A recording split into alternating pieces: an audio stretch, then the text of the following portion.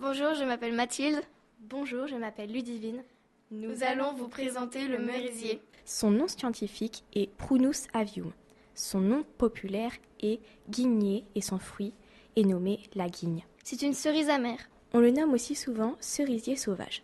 Lorsqu'il atteint l'âge adulte, il mesure jusqu'à 30 mètres de haut. C'est donc un arbre de taille moyenne. Le port du merisier est élancé car il recherche la pleine lumière. Son tronc est droit et long. Son noupier est pyramidal. C'est un bel arbre, à croissance assez rapide. Les feuilles du merisier sont caduques. Elles tombent en hiver. Elles sont fines et tendres.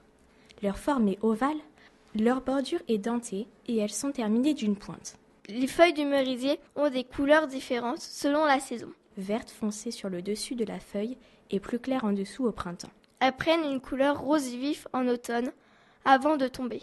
Les bourgeons du merisier sont alternes sur les rameaux de l'année et disposés en rosette par groupe de 2 à 5 sur les rameaux plus anciens.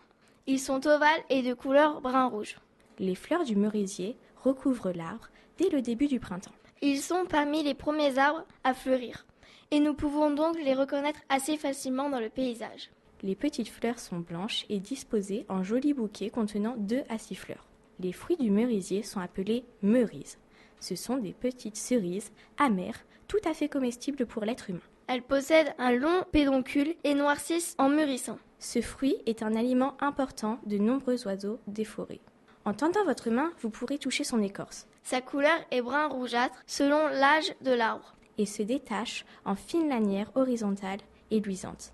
Elle est parcourue de lenticelles. Le merisier affectionne les sols profonds et riches en matière organique. Le bois du merisier est recherché en ébénisterie du fait de sa texture compacte et de sa couleur brun rougeâtre. On en fait des chaises, des articles de lutherie et de tournerie.